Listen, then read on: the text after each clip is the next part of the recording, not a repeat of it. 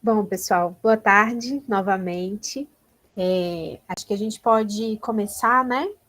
Já estamos aí com 6h13, já tem bastante gente. Vocês estão me ouvindo, me vendo bem?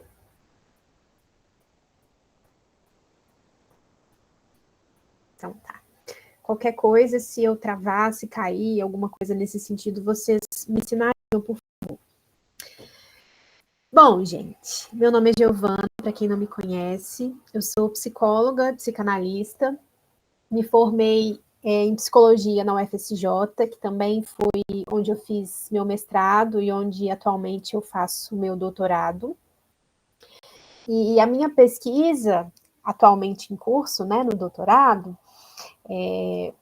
tem como público a população em situação de rua. A gente vai falar melhor da pesquisa no próximo encontro, né, trazendo articulações mais diretamente com o que eu tenho pensado, mas para contextualizar para vocês, a minha pesquisa ela tem, então, como enfoque o público da população em situação de rua, que apareceu assim na minha formação, na minha graduação, em algumas experiências de estágio, e que seguiu, né, como tema de pesquisa no meu mestrado, e que também agora no doutorado vem sendo um tema, uma questão sobre a qual eu venho me debruçando. E esse é um fenômeno, eu acho importante de lembrar, né, de dizer que existem muitas formas de abordá-lo, já que é um fenômeno multifatorial, complexo, heterogêneo, né, que envolve aí uma série de atravessamentos. Mas a minha proposta, de modo mais específico, é pensá-lo a partir de uma questão que é como que a população em situação de rua se relaciona com a cidade e como que a cidade se relaciona com a população em situação de rua. Para dizer de outro modo, né, é pensar como que a população em situação de rua aparece numa espécie de circuito discursivo ou circuitos discursivos que enlaçam a cidade. E aí, quando eu falo de circuito discursivo, eu acho que se faz importante situar melhor de onde eu estou falando, né? Principalmente porque eu penso que nesse ponto a psicanálise, e eu estou falando mais especificamente também da psicanálise lacaniana, nos fornece algumas bases importantes para contribuir, para pensar essa questão. E eu digo isso me baseando em diversas proposições que Lacan traz ao longo do seu ensino sobre como os sujeitos se encontram enlaçados, né, por discursos que os ultrapassam. Mas eu destaco especialmente uma citação que está ali no seminário 2, em que Lacan vai dizer, e aí agora eu estou citando diretamente, né? Está ali na página 127, para quem quiser dar uma olhada. O inconsciente é o discurso do outro. O discurso do outro não é o discurso do outro abstrato, do outro da díade, do meu correspondente, nem mera e simplesmente do meu escravo. É o discurso do circuito no qual estou integrado. Sou um de seus elos. É o discurso do meu pai, por exemplo, na medida em que meu pai cometeu faltas, as quais estou absolutamente condenado a reproduzir. Estou condenado a reproduzi-las porque é preciso que eu retome o discurso que ele me legou. Não só porque sou filho dele, mas porque não se para a cadeia do discurso. E porque estou justamente encarregado de transmiti-lo em sua forma aberrante a outro. Tenho de colocar a outra em um problema de uma situação vital, onde existem todas as possibilidades de que ele também venha tropeçar, de forma que este discurso efetua um pequeno circuito, no qual se acham presos uma família inteira, um bando inteiro, uma facção inteira, uma nação inteira ou a metade do globo. Eu destaco essa citação, é uma citação que vem sendo bem importante assim para mim, para pensar nessa possibilidade de que uma certa coletividade, um certo grupo, como Lacan vai citar, né, uma família, um bando, uma facção, uma nação, possa se encontrar aí enlaçado por certos circuitos discursivos em que os sujeitos se inserem, né, como elos desse discurso, transmitindo-os também para outros. E da mesma forma como Lacan traz, né, a família, o bando, a nação, eu tenho proposto essa extrapolação para pensar, então, a cidade, né? E aí, então, tentar entender como que a população em situação de rua se insere nesse circuito discursivo. Dito isso, né, que é uma breve contextualização sobre a pesquisa em si, eu penso que para pensar esse circuito discursivo é necessário recorrer a uma noção que está muito presente no ensino do Lacan, e que ele toma de empréstimo da linguística, mas que, como quase tudo que ele faz, né, e que ele articula com outros campos, ele toma de empréstimo para pensar de um jeito muito próprio, que é a noção de significante. E aí é por isso que eu escolhi, né, elegi a noção de significante como uma noção importante para a gente pensar no dia de hoje, para que na semana que vem a gente possa articular mais diretamente com a pesquisa. Quem já teve contato aí com o ensino do Lacan, já teve a oportunidade de ler alguns dos seminários ou dos textos que estão presentes nos escritos, vai perceber que a referência ao significante, ela povoa, né, os textos, ela povoa os seminários, mas eu destaquei aqui, né, que foi o texto que eu escolhi para basear principalmente esse momento, que é o A Instância da Letra no Inconsciente, ou A Razão desde Freud, que é um texto que está nos escritos. E eu escolhi esse texto porque é um texto em que Lacan vai bem direto ao ponto, né, para falar do significante, pensar o significante e as suas articulações. É um texto em que ele, o que não é tão comum, né, no ensino dele, é um texto em que ele referencia bem diretamente de onde que ele está extraindo essa noção. Então, eu acho que ele nos dá algumas bases que são importantes para a gente pensar esse conceito. Então, nesse texto, que é o A Instância da Letra, o Lacan vai atribuir uma grande importância ao campo da fala, que é o campo de onde o psicanalista receberia seu instrumento, seu enquadre e o próprio material do seu trabalho, né? Mas, para além dessa fala em si, o que ele nos diz, o que o Lacan nos diz, é que a psicanálise ela descobre no inconsciente toda a estrutura de linguagem. Então, não é só sobre a fala, né, o exercício da fala, mas sobre a linguagem enquanto algo que estrutura o inconsciente. E essa é uma referência também, né, essa é uma ideia que está muito presente, principalmente nesse momento do ensino dele, em que ele vai dizer do inconsciente estruturado como uma linguagem, e vai apontar, então, que é essa linguagem que nos constitui enquanto sujeitos, né, e que nos dá um certo lugar ali nesse discurso, como eu vinha falando. E isso toca especialmente na questão do significante, na medida em que as operações do inconsciente vão ser entendidas, e Lacan também vai dizer bem diretamente isso nesse texto, como articulações significantes. Então, ele nos situa, ainda falando do Instância da Letra, que o sujeito, ele é servo, né? Ele está inserido num discurso que já o inscreve, de certa forma, antes mesmo dele nascer. A gente pode perceber isso numa diversidade de pontos, né? Quando um bebê está para nascer, já existe um lugar destinado a ele no discurso, um lugar que ele ocupa ali no desejo daqueles pais, daquela família. Minimamente, esse sujeito já vai ter um nome escolhido previamente, um nome dado por outros a ele, né?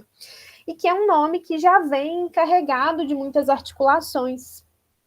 Vai se chamar fulana como a avó, ou fulano como um tio, vai se chamar ciclano porque é o nome de uma estrela de novela que estava aparecendo muito na época, ou porque tem esse significado que representa, de alguma forma, o momento em que essa criança veio para a família, enfim. Existem uma série de nomes que são articulados com uma série de sentidos. Raramente esses nomes vão ser escolhidos aleatoriamente, mas mesmo quando são, eles já marcam ali um certo lugar no discurso para aquele sujeito. Então, Lacan vai usar essa escolha do nome próprio como exemplo para dizer de como os sujeitos são servos desse discurso que o antecede, né, que nos antecede. E aí, para falar desse discurso, para falar dessa linguagem, né, que estrutura aí o inconsciente, que estrutura o lugar desse sujeito, Lacan vai recorrer ao campo da linguística, que é um campo que está muito em articulação com as produções dele daquele momento, ainda que, como eu disse, né, ele vai fazer algo próprio disso, algo muito particular, mas ele vai dizer nesse momento que o surgimento da linguística, como qualquer ciência, né, nas palavras do Lacan, teria o seu início a partir de um algoritmo. E que, no caso da linguística, esse algoritmo seria o algoritmo do signo linguístico, que é um algoritmo de autoria do linguista Saussure, né? Eu queria colocar para vocês a imagem, vou tentar aqui, vamos ver se vai dar certo, só para ficar mais tranquilo de ver.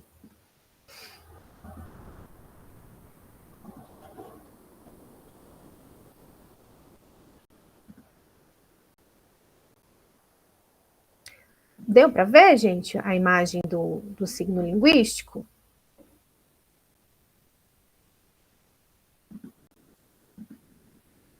Deu sim, Giovana. Tá bem, obrigada. Bom, eu imagino que muitos de vocês conheçam, né, essa imagem, mas eu quis trazer para ficar mais visível o que eu estou dizendo, né? Então, Lacan vai dizer que esse seria o algoritmo que funda a própria constituição da linguística, que ele é extraído ali das proposições do Saussure, e que vai trazer, então, o significado sobre o significante, sendo o significado o conceito, e o significante a imagem acústica que acompanha esse conceito. Né?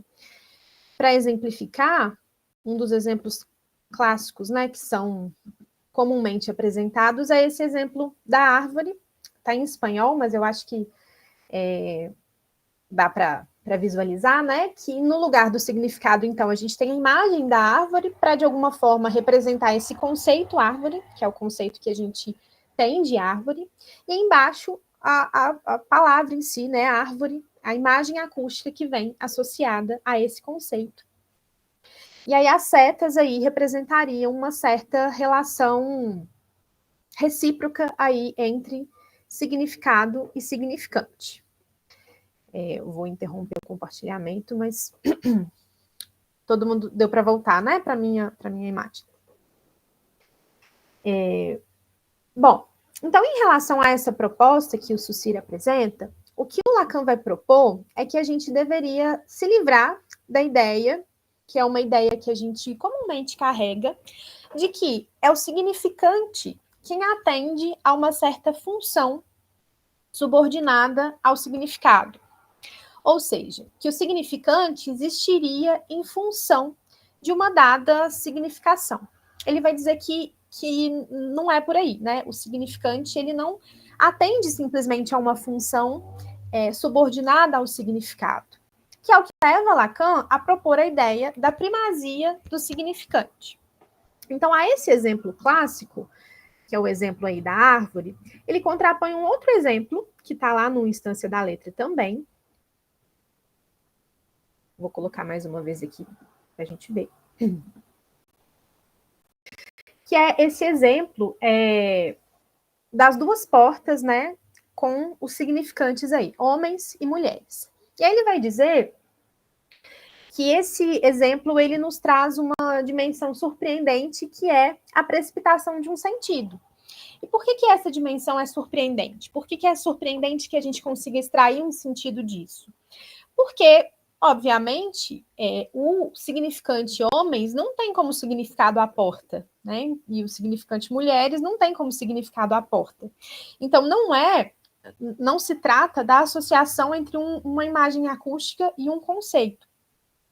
O que ele vai dizer é que a gente tem, então, uma associação, né, uma articulação aí significante, mas que produz um certo efeito de sentido, pelo fato de que, quando a gente olha, a gente entende que se trata de um banheiro masculino e de um banheiro feminino, ainda que eu não tenha um significante e um significado atrelados aí.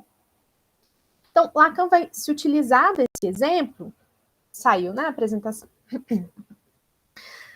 Lacan vai se utilizar desse exemplo para dizer que o efeito de significação ele não depende do fato de o significante corresponder àquele significado.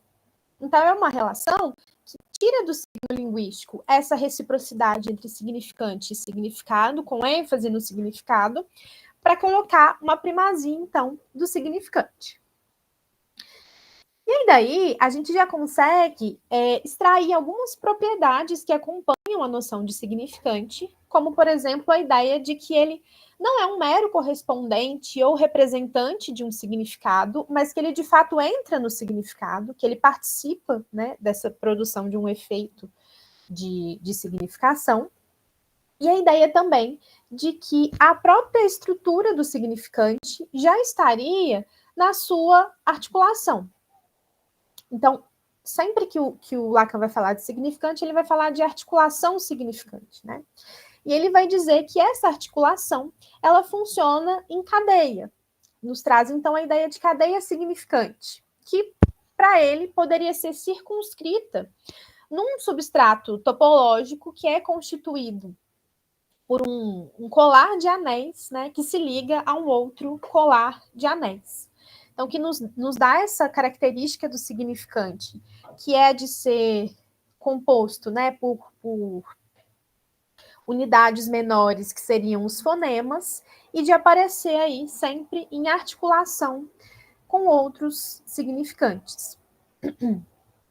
Então, ao trazer essa ideia de cadeia, dessa articulação significante, Lacan vai dizer que nenhum dos elementos dessa cadeia consiste especificamente na significação. Então, a significação não vai ser situada em um significante ou em outro significante, em um dos elementos da cadeia ou em outro dos elementos da cadeia. O que ele vai dizer é que há um deslizamento do significado sobre o significante. Ou seja, o significado, ele desliza entre os elementos da cadeia, dessa cadeia, né, que é composta de significantes. E aí, com isso, o que o Lacan vai dizer é que a estrutura da linguagem nos revela uma possibilidade de que, mesmo que a gente compartilhe a língua com outras pessoas, a gente pode se servir dela para expressar algo que é completamente diferente do que ela diz. Então, a gente não tem uma rigidez, né, nessa articulação entre significado e significante, ou entre significante e significado, pensando que é justamente no deslizamento, né, sob o significante que o significado pode ser situado. E essa é uma propriedade muito importante, porque é justamente o que nos permite trazer a dimensão do equívoco, da multiplicidade de sentidos. É o que nos permite, por exemplo, olhar para um texto, e aí contexto, eu digo, tanto o texto em si, mas também e principalmente o que o Lacan vai dizer como o texto da fala, né, no campo da análise, por exemplo, seria o nosso objeto, o texto da fala do analisante. Então, nos permite a capacidade de olhar para esse texto e ler ali diferentes significados, né, diferentes efeitos de sentido que não são unívocos. Justamente porque o significante, pensar a partir da primazia do significante, nos permite isso.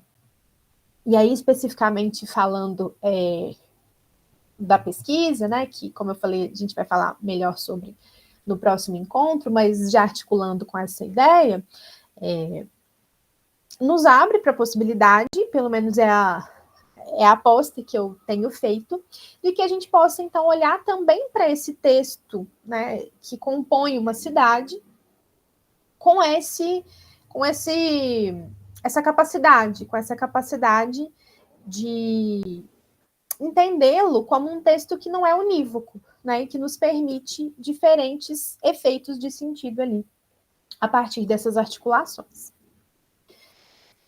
E ainda falando de articulação significante, o Lacan vai nos dizer que essa articulação ela poderia se dar a partir de duas formas, duas dois tipos de operação, né, em que a gente poderia descrever as articulações significantes.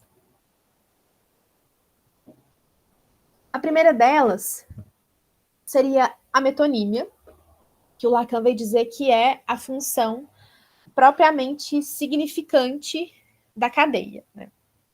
E é uma forma de articulação que ele vai dizer que pode ser descrita como de palavra em palavra, né? De uma palavra a outra, um significante que remete a outro significante e que permitiria que a gente compreendesse, então, esse movimento de deslizamento da cadeia, né? De deslizamento entre um significante e outro. E a outra forma de articulação significante que Lacan vai nos dizer é a metáfora. Não por acaso, né? Ele está se utilizando de figuras de linguagem para poder dizer das articulações do significante que vão nos permitir, então, pensar as operações aí do inconsciente. Então, na metáfora, Lacan vai dizer que a gente poderia situar o que ele vai chamar de uma centelha criadora.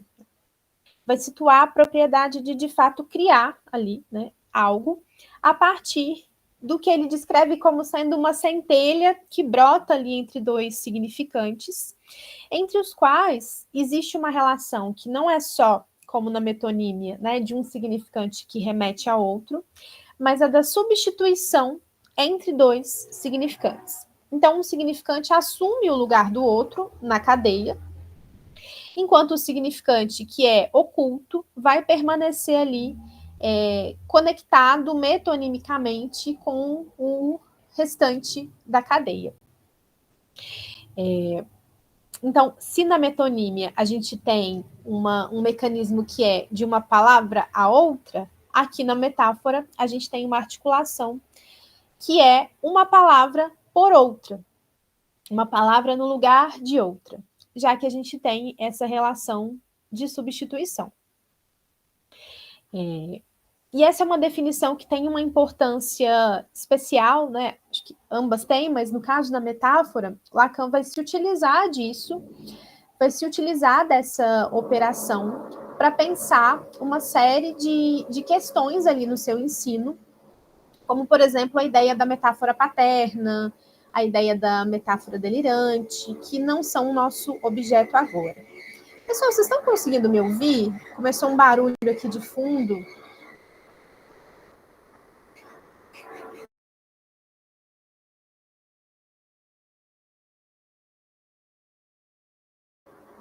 Tá, obrigada. Infelizmente, esse barulho não tem como eu controlar agora, mas se atrapalhar demais, por favor, vocês me digam que eu vejo o que eu posso fazer. Bom, nesse ponto, a gente poderia então se perguntar, né? Por que é que Lacan fala desses conceitos todos da linguística se a gente está falando de psicanálise? Vamos lembrar que o texto que a gente está discutindo é o Instância da Letra no Inconsciente, ou A Razão desde Freud. Então, a gente está pensando esses movimentos que ele extrai da linguística, que ele toma de empréstimo da linguística, não para pensar a linguagem em si, mas para pensar as suas incidências sobre um sujeito e para pensar, né, como que elas nos ajudam a estruturar, a entender a estruturação desse inconsciente.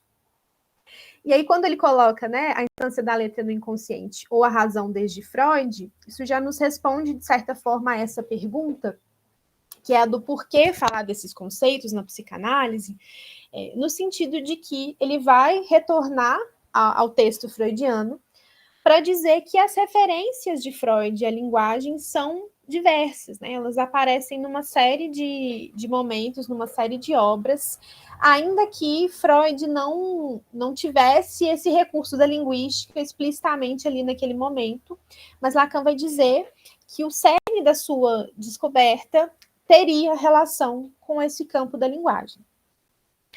E aí um dos exemplos que ele traz é o da interpretação dos sonhos, nesse texto especificamente, mas ele, em outros momentos, ele discute também como isso aparece por exemplo, no Psicopatologia da Vida Cotidiana, no texto sobre o xiste, mas aqui ele vai trazer como que isso aparece na interpretação dos sonhos, porque ele extrai ali, das análises de sonhos que o Freud faz, a ideia de que o sonho seria um rebus, né? Ou seja, ele poderia ser narrado ali a partir de como essas imagens podem ser traduzidas, entre aspas, discursivamente.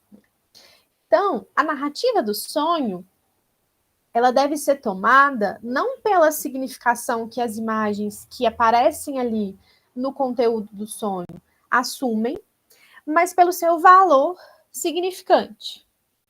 É isso que permite que a gente possa afirmar que a interpretação dos sonhos na psicanálise não se dá no sentido da interpretação dos sonhos no senso comum.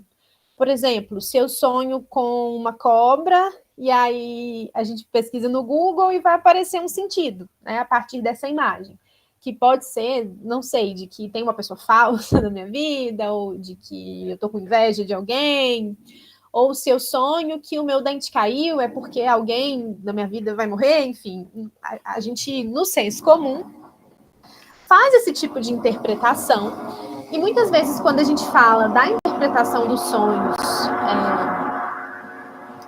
dentro da psicanálise, a gente vai assumir também que é a partir desse sentido. Pessoal, só um minuto, deixa eu ver se esse barulho cessa.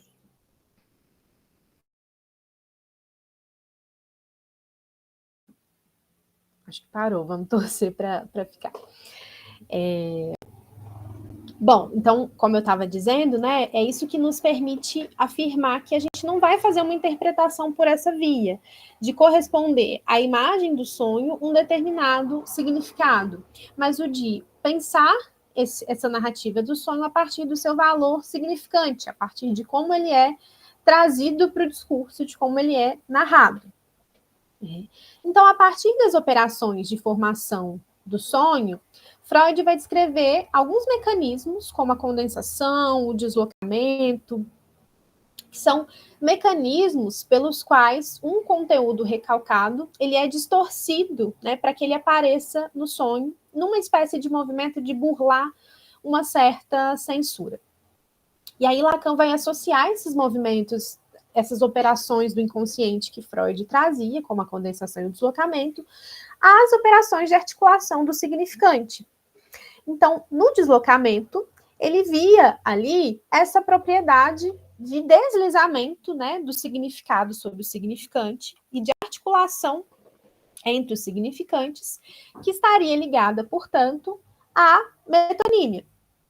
Enquanto na condensação, ele veria ali essa dimensão de superposição dos significantes, né, de transporte de uma ligação de significação através de um movimento de substituição significante. Ou seja, vários conteúdos recalcados ali são substituídos, são ocultados e se condensam num determinado elemento do sonho. Então, como Freud já localizava, essas operações, esses modos, né, pelos quais o sonho se constrói, eles são mecanismos inconscientes pelos quais esse material é então distorcido para aparecer ali no sonho. E o que Lacan vai extrair disso, vai concluir disso, é que então o trabalho do sonho ele segue as leis de articulação do significante. Então, voltando a essa questão do porquê Lacan está trazendo essa discussão, que não é a linguística pela linguística ou a linguagem pela linguagem, mas é porque esse olhar para a linguagem nos permitiria, então, desvendar, compreender algo desse mecanismo de articulação inconsciente que aparece ali no sonho, mas também aparece em outros elementos, como, por exemplo, o sintoma. Né? Então, Lacan vai dizer que o mecanismo da metáfora, ele serve também para compreender o próprio sintoma no sentido analítico, já que a gente teria, então, um significante, que ele vai dizer como o significante enigmático aí, que é da ordem do sexual, como Freud já nos apontava, vai substituir, então, um termo da cadeia significante e vai fixá-los ali num sintoma. Vocês estão me ouvindo? Então tá. Sim. Eu estou um pouco preocupada porque eu mesma não estou me escutando aqui, mas se vocês estão me ouvindo, então tá certo. Não sei se vocês estão conseguindo ouvir o barulho que está aqui na vizinhança. Bom, mas aí ele vai dizer, então, dessa substituição de um termo ali da cadeia significante, e ele traz uma definição que eu acho muito interessante, que é a de que, então, no sintoma, o próprio corpo ele pode ser tomado como um elemento significante, um elemento que vai expressar, então, vai trazer, então, essa substituição de significantes que constituiria o sintoma. Claro que essa é uma das definições de sintoma que a gente vai ver ao longo do ensino de Lacan, mas eu acho que é uma definição particularmente interessante, porque nos mostra uma certa flexibilidade dessa noção de metáfora, que pode ser, inclusive, encarnada, que pode ser, inclusive, veiculada por meio do próprio corpo. Isso também nos permite dizer que o inconsciente ele não é da ordem do instinto, né? Ele não é da ordem disso que é primitivo ou instintivo, porque ele é estruturado a partir de uma certa lógica, né? Ele tem uma lógica de funcionamento própria, ainda que não seja a lógica pela qual a consciência se organiza, e que pode ser, então, compreendida ou pode ser localizada, circunscrita aí, a partir dessa estruturação que é dada pela linguagem. E aí, nesse campo, talvez vocês se lembrem da citação que eu li lá do Seminário 2, em que Lacan vai dizer do inconsciente como o discurso do outro. Nesse momento, né, dessa citação que eu li, essa noção de outro como grande outro, né, o outro com letra maiúscula, como a gente costuma escrever, ainda não estava plenamente formado, embora ele já vá discutir algo dessa noção ali nesse seminário, mas pensando essa ideia do inconsciente como discurso do outro, e aí aqui já me referindo ao grande outro, tem uma definição que Lacan vai dar, não vou agora conseguir localizar exatamente aonde de grande outro, que é o outro como o tesouro dos significantes, que eu gosto muito dessa definição, né? E que, de alguma forma, vai nos dizer do outro como esse lugar simbólico de onde esses significantes eles são endereçados ao sujeito. Então, pensando, né, nesse sujeito que está enlaçado aí com um discurso, enlaçado aí em um discurso que o ultrapassa, esse sujeito que vai ser atravessado por esses significantes, essa noção, essa ideia, não pode ser separada da ideia de outro, né? Que é esse lugar simbólico de onde esses significantes, esse tesouro dos significantes é endereçado de alguma forma a esse sujeito. E é importante dizer também que, embora a gente não perca de vista a importância desses conceitos e a importância desse pano de fundo da linguagem para o ensino de Lacan, essa noção vai ganhando outros contornos aí, né, ao longo dos mais de 20 anos que compõem o seu ensino, como, por exemplo, quando ele vai discutir com a noção, vai discutir, né, a noção de letra. Esse texto que eu destaquei, né, a instância da letra no inconsciente, traz de alguma forma uma menção à letra, mas que nesse momento também ainda não tinha sido formalizada enquanto um conceito específico, mas que ao longo do ensino do Lacan vai ganhando mais destaque, ao mesmo tempo em que Lacan vai nos dizer, lá no Litura Terra, por exemplo, que é um texto em que ele fala dessa questão da letra, ele vai nos dizer que a noção de letra não substitui e nem se sobrepõe à noção de significante, já que a noção de letra ela serviria de apoio ao significante, mas que desse modo ela seria promovida ali como um referente que também tem os seus efeitos sobre o sujeito. E aí ele vai trazer essa noção para dizer que a letra seria um efeito da linguagem, mas ela seria, sobretudo, uma consequência do fato de que a linguagem é habitada por aquele que fala. Ela não vai ser pensada só abstratamente, mas ela vai ser pensada como algo que é habitado, então, por um sujeito, por um ser falante, né, pelo falacer, como Lacan vai colocar. E eu estou falando disso não com a intenção de me aprofundar nessa noção, a gente precisaria de outros conceitos aqui para articular, mas para dizer que ainda que a gente considere esses avanços, ainda que a gente considere essas modificações que o ensino do Lacan vai ter, né, ao longo dos anos, a gente não pode perder de vista na minha leitura essa dimensão do significante, porque acho que ela serve de recurso para a gente compreender uma série de questões, uma série de fenômenos, e inclusive pensar, né, como é a proposta do nosso curso, esse tensionamento entre esses conceitos que são basilares e as pesquisas que a gente tem desenvolvido, né? Então, pensando especificamente o porquê da escolha desse conceito, porquê da importância desse conceito, que em diversos momentos Lacan vai atribuir como um conceito-chave para pensar uma série de coisas, eu venho falando desde o início, né, que o sujeito ele é atravessado por um discurso que o antecede, por um discurso que já está aí dado, mas no qual esse sujeito vai tomar parte, né, e que, quando eu digo que já está aí dado, é nesse sentido do que eu falei, né, de ser constituído desde antes mesmo do seu nascimento, e que vai configurar para ele um certo lugar. E em diferentes momentos, o Lacan também vai afirmar que o inconsciente ele tem uma dimensão que é uma dimensão transindividual. Tem um outro texto que também é interessante para pensar essas questões que a gente está discutindo hoje, que é o Função e Campo da Fala e da Linguagem, em que o Lacan vai dizer, e aí mais uma vez eu estou citando diretamente, né, que o inconsciente é a parte do discurso concreto, como transindividual, que falta a disposição do sujeito para restabelecer a continuidade do seu discurso consciente. Então, daí a gente extrai, né, todas essas ideias, uma certa condensação de todas essas ideias. Né?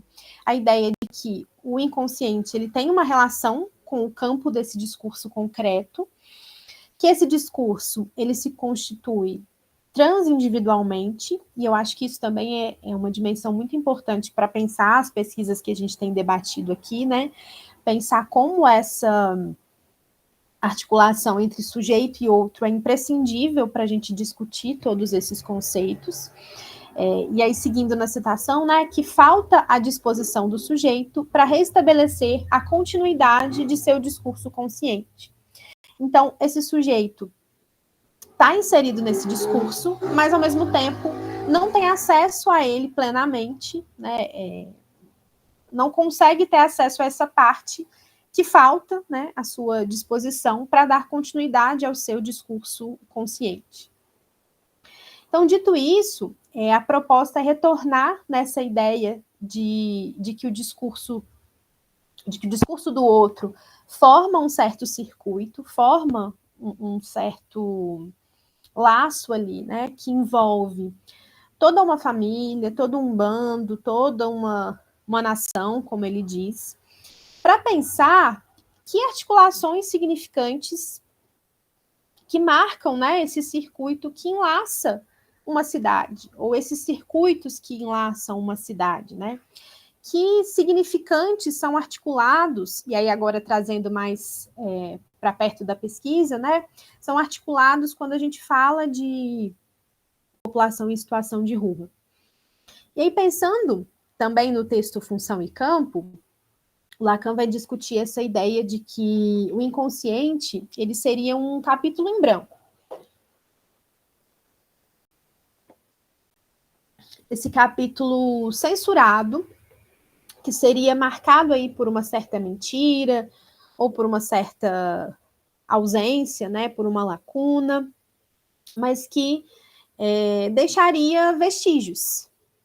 E esses vestígios, eles permitiriam que a gente investigasse as marcas desses apagamentos.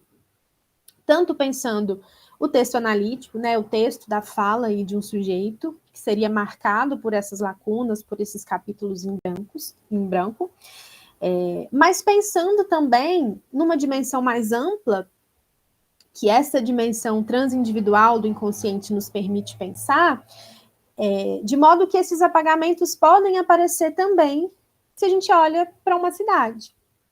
Se a gente olha como, né, o discurso, como um certo discurso enlaça uma cidade. E aí, nesse sentido, recorrer a essas noções, recorrer, por exemplo, às articulações do significante, às operações pelas quais o significante se articula, pode nos permitir entender como é que esses vestígios, como é que são as marcas deixadas por esses vestígios, né? Como é que nesse discurso esses resquícios, né, esses movimentos de apagamento, de censura, eles podem ser localizados, né? Eles podem ser localizados a partir desse movimento de leitura desse texto, que não para em um sentido único. Então, pensar as articulações significantes, pensar o significante, né, como uma noção basilar aí para a gente entender uma série de coisas na psicanálise, pode nos permitir também, e aí essa é a ideia que eu tenho trazido, né, como eu falei, a aposta que eu tenho feito, de que a gente consegue, então, ir também em busca desses vestígios que aparecem na cidade. Porque a psicanálise nos ensina, né, que aquilo que se tenta ocultar sempre deixa marca, sempre retorna de alguma forma, né? Lacan vai nos dizer que o recalque e o retorno do recalcado são uma mesma coisa. Porque isso que se apaga deixa alguns vestígios. Então a ideia é pensar, a partir dessa noção de significante, que vestígios são esses? Se é possível que, a partir de uma análise, e aí eu digo análise não só no sentido investigativo de uma pesquisa, mas no sentido análise psicanalítica mesmo, se a partir de uma análise a gente consegue localizar esses vestígios que dizem, então, de algo que se busca ocultar, né, desses capítulos em branco, desses movimentos que são censurados quando a gente fala desse circuito discursivo da cidade. Então, pensar a noção de significante é com esse caráter, né, de pensar esses apagamentos e essas marcas deixadas por esses apagamentos, esses vestígios que a gente pode encontrar ali no próprio texto. Bom, gente, acho que era isso que eu tinha para compartilhar com vocês. Queria deixar um momento aí para escutar os comentários, perguntas, o que vocês pensaram disso. Espero que tenham conseguido me ouvir, me compreender, mas fico à disposição para responder ou conversar sobre o que vocês quiserem.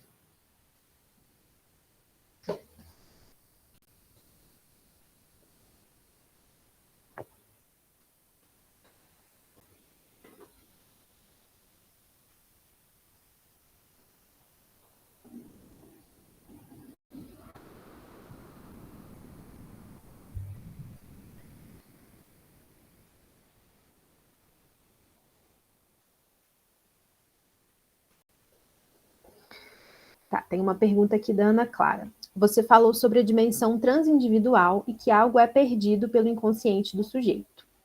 Você poderia explicar novamente, por favor? Sim, quando a gente está falando dessa dimensão transindividual, ela está ligada justamente a esse entendimento, né, de que o sujeito é atravessado por um discurso que o ultrapassa, discurso esse, né, do qual alguns pedaços faltam, vamos dizer assim, né? Quando Lacan coloca, por exemplo, essa ideia de um capítulo censurado ou um capítulo em branco, esse capítulo diz, né, esse apagamento diz de algo do sujeito, mas diz também de algo que o antecede e que envolve não só a sua singularidade ali, que é claro que também está em jogo, mas envolve tudo aquilo que o antecede, né? Tudo aquilo que simbolicamente o antecede, esse lugar que é atribuído a ele no discurso.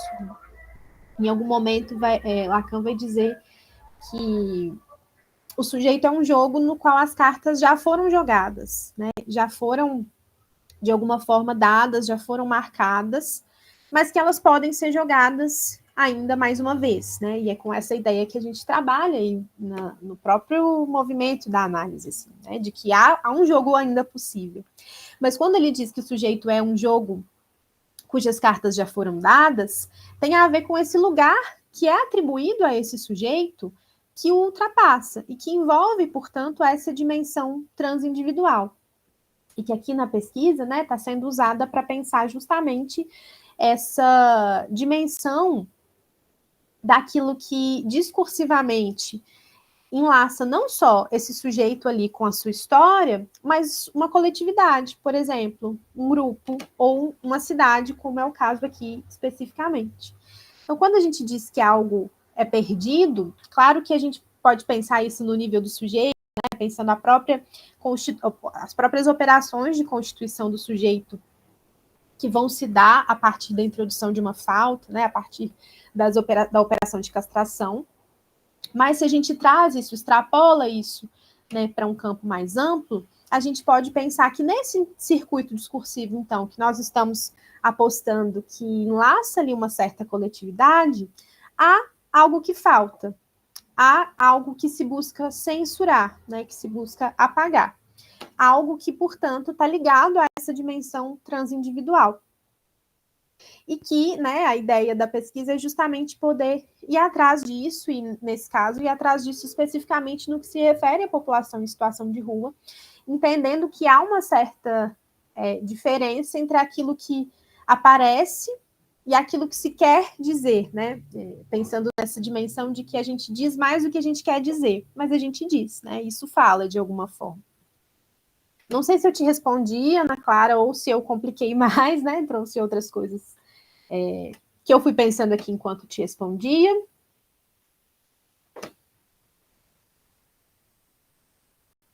Mas se deu para entender, por favor, me sinaliza.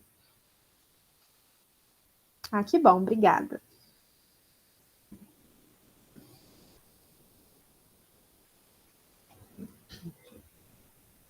Mais alguém, pessoal, tem dúvidas ou talvez comentários?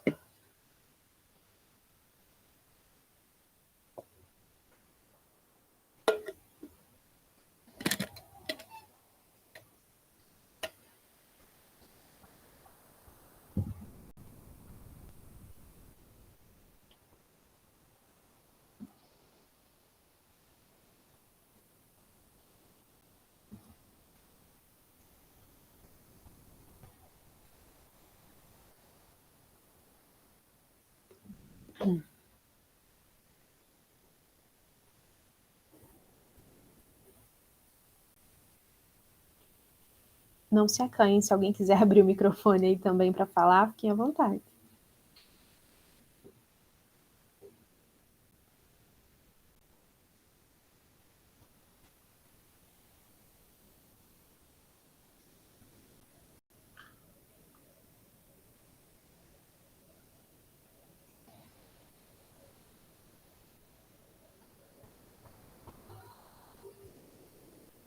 Giovana, boa noite.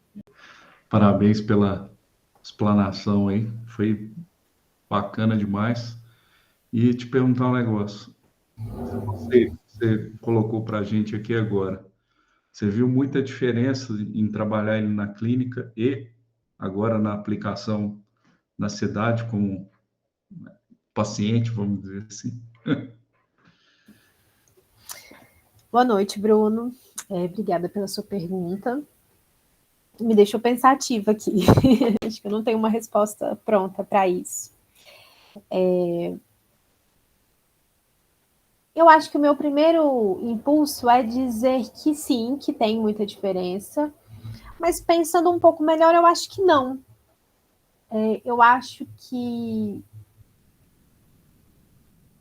de alguma forma, quando a gente fala de sujeito, né, no campo da psicanálise, e aí foi uma coisa que eu não falei, né, até bom para lembrar, a gente está falando de uma dimensão que não corresponde exatamente à pessoa ou ao indivíduo, né? A gente está falando de uma dimensão que vai ser, né, descrita de uma série de formas aí por Lacan, mas que a gente pode pensar muito articulada a essa noção de significante.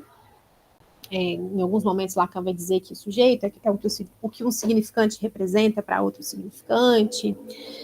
Mas eu gosto de pensar especialmente que o sujeito é aquilo que aparece justamente em lampejos, né, em fragmentos, quando algo escapa a essas determinações que nos antecedem de alguma forma. E eu acho que isso é possível na clínica, acho que isso é passível da gente ler na clínica, e eu acho que é passível da gente ler em outros lugares também, né? Porque se a gente pensa o sujeito como um sujeito que não é necessariamente a pessoa, que não é necessariamente, ou que não é a pessoa, a gente pensa num sujeito que é passível de ser lido também em outros espaços, né? Como na cidade, por exemplo. Mas pensando assim em algumas diferenças, eu acho que talvez o maior cuidado, assim, talvez a maior diferença seja um cuidado com a gente não recair no que o Freud vai chamar de uma psicanálise selvagem, né? Porque ali, no contexto da clínica, a gente está trazendo uma leitura que é possível porque a gente está ali sob transferência, a gente está ali num contexto cujas circunstâncias são pensadas para esse dispositivo acontecer, né? E fora dali, a gente não está, ainda que a gente possa pensar também incidências da transferência e etc., a gente está num contexto diferente. Então, se eu tiver que pensar numa diferença, seria essa, assim, acho que o cuidado com como a gente faz essas leituras para não fazer as leituras ao nosso bel prazer, né, a partir do que a gente acha e do que a gente quer ler ali. Pensando, então, nesse rigor de como a gente usa os conceitos, ou do cuidado, da sensibilidade, de como a gente se insere nos campos, que são necessários também na clínica, mas eu acho que especialmente quando a gente extrapola esses conceitos para outros espaços, são necessários, né? São ainda mais urgentes. Mas foi o que me ocorreu aqui da sua pergunta. Não sei se contemplou o que você desejava. Foi ótimo, valeu. Então tá bem. Mais alguém gostaria de comentar ou de perguntar?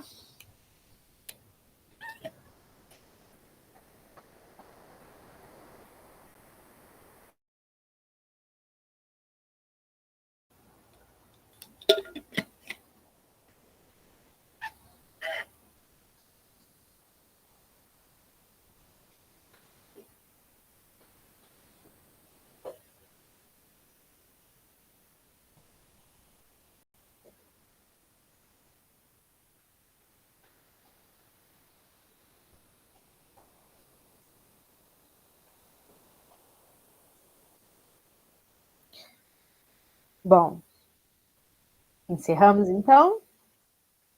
Andréia, parabéns, até eu, engenheiro, entendi. Olha que coisa boa, fico muito feliz em saber isso, obrigada. Espero que tenha dado para vocês compreenderem pelo menos um pouco, né?